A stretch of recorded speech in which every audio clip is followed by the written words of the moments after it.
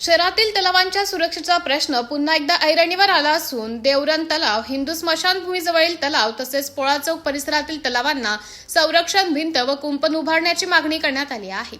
या संदर्भात नगर परिषदेचे माजी अध्यक्ष तथा सामाजिक कार्यकर्ते द्वारका प्रसाद रामदासजी दुबे यांनी पालकमंत्री आकाश फुंडकर यांच्याकडे निवेदनाद्वारे लक्ष वेधलं आहे। या निवेदनाची प्रत खासदार अनुप धोत्रे तसेच मूर्तिजापूर नगर परिषदेचे मुख्याधिकारी जाधव यांनाही देण्यात आली आहे। निवेदनात नमूद केल्यानुसार शहरातील देवरण तलाव व हिंदू स्मशानभूमीजवळील तलाव या दोन्ही ठिकाणी संरक्षणात्मक कुंपण करण्यात आले असले तरी शहरातील पोळा चौक परिसरातील तलाव अद्याप सुरक्षेच्या दृष्टीने असुरक्षित असल्याचं निदर्शनास आणून देण्यात आलं आहे।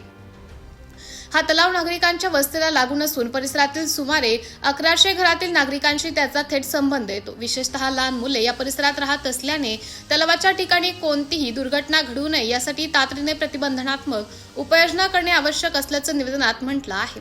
तलावाच्या परिसरात यापूर्वीही काही नागरिकांच्या पाण्यात बुडून मृत्यू झाल्याचा उल्लेख निवेदनात करण्यात आला आहे।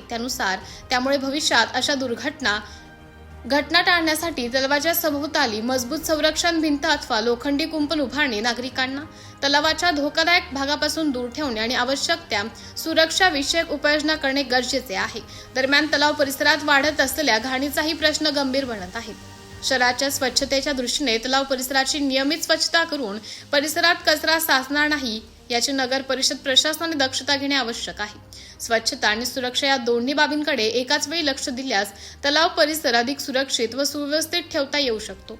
नगर परिषद प्रशासनाने केवळ निवेदन स्वीकारण्यापुरते मर्यादित न राहता प्रत्यक्ष पाहणी करून तलावाच्या सुरक्षेचा आढावा घ्यावा आणि आवश्यक निधीची तरतूद करून संरक्षण भिंत किंवा कुंपणाचे काम तातडीने हाती घ्यावे अशी अपेक्षा नागरिकांकडून व्यक्त होत आहे।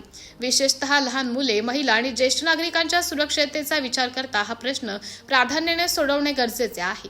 शहरातील नागरिकांच्या जीविताच्या सुरक्षेशी संबंधित हा विषय असल्याने पालकमंत्री, खासदार तसेच नगर परिषद प्रशासनाने समन्वयाने कार्यवाही करून पोळा चौक येथील तलावासह शहरातील सर्व तलावांची सुरक्षा व्यवस्था मजबूत करावी अशी मागणी जोर धरत आहे।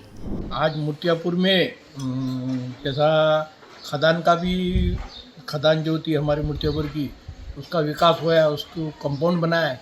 इधर देवरन रास्ते पे जो तालाब था उसका भी कंपाउंड करे, और ये जो पोला चौक का ये तालाब, वहाँ नगर पालिका इंग्रजी काट्या, वहाँ की जो गंदगी है वो कुछ देख रही नहीं। ऐसा दुजाभाव क्यों कर रही? तालाब पे कुछ भी ख्याल नहीं, इधर करोड़ों रुपए खर्चा चालू।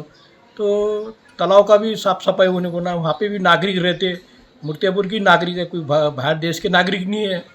और जो पोला चौक से महाराज होटल तक का रास्ता है, पोला चौक में का यहाँ पोला भरता, तो पोला भरता, दुर्गा देवी जाती वहाँ से और गणपति जाते, और रास्ते पे हर 10-15 फुट पे गड्ढे हैं।